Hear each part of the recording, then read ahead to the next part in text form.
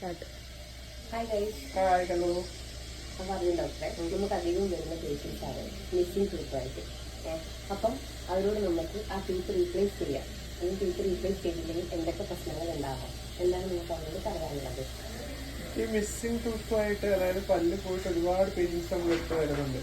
അപ്പൊ അവർക്ക് ആദ്യമൊന്നും അവരത് അധികം ബോധമില്ല.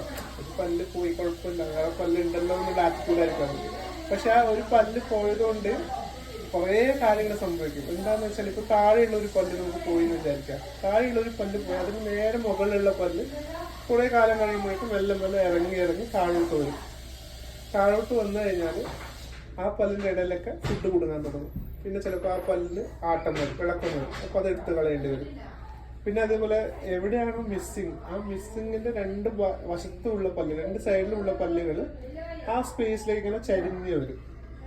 അപ്പോഴും വീണ്ടും ഇതേപോലെ അവിടെ ഭക്ഷണം കൊടുങ്ങും, ആ പല്ലുകൾക്ക് കേട് വരും. അതും ചിലപ്പോൾ എടുത്ത് കളയേണ്ടതായി വരും. അപ്പൊ എന്താന്ന് വെച്ചാൽ ഒരു പല്ല് എങ്ങനെയെങ്കിലും മിസ്സായി കഴിഞ്ഞാൽ ഉടനെ തന്നെ അതൊന്ന് റീപ്ലേസ് ചെയ്യാനുള്ള കാര്യം നിങ്ങൾ ചിന്തിക്കണം. അപ്പോൾ എന്തായാലും മിസ്സിംഗ് ടീത്തുള്ളവരെല്ലാവരും പല്ല് റീപ്ലേസ് ചെയ്യണം. യെസ്. Bye guys.